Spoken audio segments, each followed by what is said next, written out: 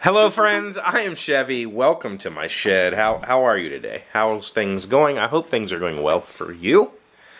Please let me know in the comments. I'm doing. I got a headache today, just out of the blue. So it's again like 6:30. I just woke up, not feeling the greatest. So I'm probably gonna go back to sleep after this and try to get rid of this because I do have plans this weekend. I know from the comments yesterday, it seemed like there's not a whole lot of Memorial Day weekend plans in the group.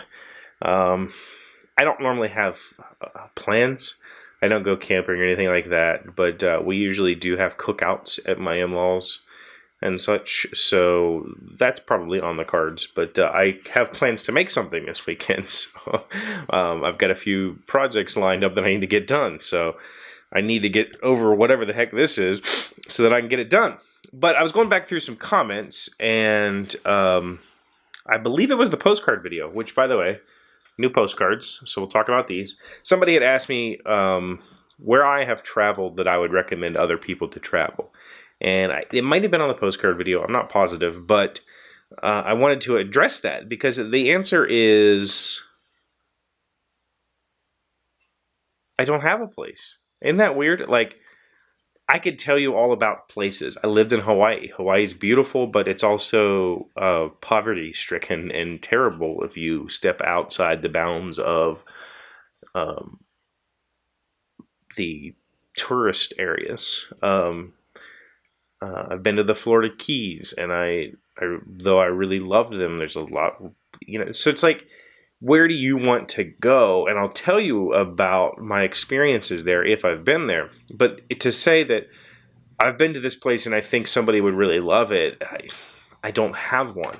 And so my default answer would be nowhere, as in the middle of nowhere.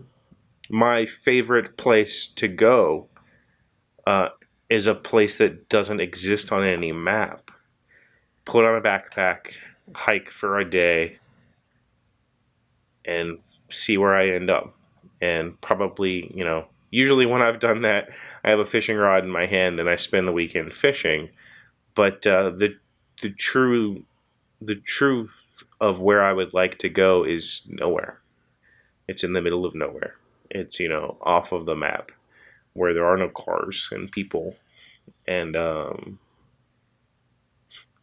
take a friend if you need to. That's fine. But just a place where society ceases to exist and you're in nature. That's my favorite. So let's talk about, and so my friend, my new Russian friend who is working on the Android game, we were discussing our countries, and he said something about how bad his roads were. And I said, trust me, I live in West Virginia, and we have a reputation for bad roads because we're such a poor state. And he's like, I don't believe it. I've always had this expectation that the United States is this big, rich, wealthy country. And I'm like, West Virginia is not part of that. And so this is the road to my house. And I took those pictures on the way home today on my motorcycle. And I realized that a lot of my drive to work and back, I live just outside the city limits. So I'm not in an extremely rural area, but it takes me, I don't know, maybe 2 miles to get to a main road, a main, like a throughway or whatever. And that trip, I spend a large portion of the time dodging potholes. So just, and some of these potholes are completely wreck your tires. I lose. All right, so let's look at these postcards. First up, this fabulous, gorgeous piece of creation is Joel. Joel has taken an index card that has a forever stamp on it and drew Boise, Idaho on it. And says, Chevee, I sent you some Washington postcards, but this is where I'm actually from and where I call home. the potato state. So this is gorgeous. This is my new favorite thing. So we also have this would be Seattle, and it looks exactly how I imagined Seattle, just dark and raining, and like the crow would jump off of any one of these buildings. Chevy, I really don't like Seattle that much, and I pretty much avoid it as much as possible, but I live at about an hour or so from it. Okay, so it's interesting that this is, the postcard even says lightning storm across the Seattle skyline. It's interesting that they chose this picture, because I've always heard that Seattle is a rainy, dark place. What do we have here? This is Mount St. Helens. Early evening and high on Mount St. Helens as seen from Johnston Ridge. I'm totally excited because I scored passes to climb Mount St. Helens this summer with some buds. It's hard to get the limited number of passes that are available. I didn't know that it required passes. That's interesting. Are the passes for like guides and such, or I just assumed anybody could climb it if you had the gumption?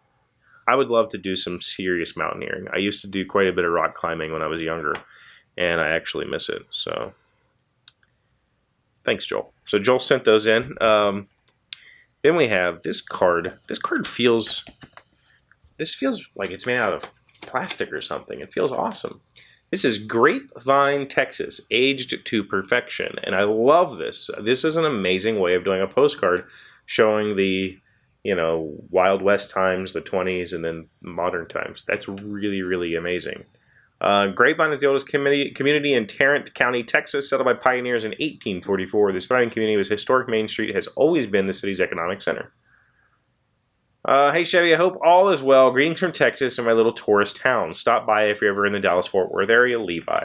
I was in Dallas-Fort Worth 2 years ago for BGGCon and never made it out of the airport. Well, I take that back. I went to Heart 8. So thank you very much, Levi. That's a really cool postcard. And the library that I play board games at is working on a similar project for my town, showing the history of the town. Can you guys hear that?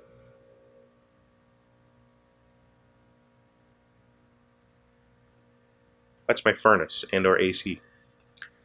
So we're doing something similar. One of my friends owns a drone, is taking aerial shots that mimic old aerial shots.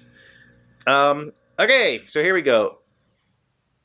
It stopped. This is from Eric, and another one from mypostcard.com. This is a really cool way to send a postcard, so again, I'll put a link in the description. Hello from Cary, North Carolina. Loving the Daily Shed. Great personal information and very inspirational book. Keep up the awesome work. Thanks for the little electronics kit. I've yet to build it, but as soon as it's done, I'll record a video of the finished project. That's awesome, Eric. Eric won one of the dice that I gave away, the electronic dice. So this is really, really cool. Personal picture. And this is the What Did You Play This Week What Did You Play This Week podcast. If you're interested in board gaming podcasts, give it a listen. And if you want to send a postcard but you don't know how, mypostcard.com, you can make your own. How awesome is that? So I said last week that I would have these up last weekend, and I couldn't figure it out. Like, I tried to program the whole thing, and I didn't get it working. So I will get it working in some form this weekend, and I'll put it up. So yeah, my head's not in it. I am going to go lay down again. Thank you so very, very much for the postcards. I really do appreciate it. It's super awesome. I can't wait to write back to all of you. And thanks for being amazing friends. This week has been great. Like, super great. So I really appreciate you. I'm going to let Ryan and Joel handle today's random fact. So I'll see you Monday. I'll see you Memorial Day. If you don't check back in, have a good Memorial Day weekend, and I'll see you later. Hey, Doc, wait! I want to ask you something. I'm Ryan Hubbard from Hubbard's Handmade on YouTube, and this is my friend Joel from Joel Nert on YouTube. Today's random fact is brought to you by FactMonster.com. Why are there 12 inches in a foot? Why, indeed. Today it is 12 inches, the length of an average man's foot. Yard Really? 12 inches is the average? I mean, that doesn't mean why are there 12 inches in a foot? Yeah, that didn't really Okay, wait. answer. I didn't actually read There's the whole more. thing. Okay. The length of the average man's foot. Yard. A yard was originally the length of a man's belt, or girdle as it was called. In the 12th century, King Henry of England fixed the yard as the distance from his nose to the thumb of his outstretched arm. Well, that's why they criticize the imperial system over the metric system, because that's stupid. King Henry's nose? Yeah, doesn't that? I mean, Yeah. Yeah, I'm not on board. Okay, let's go metric. let's go metric. Metric all the way.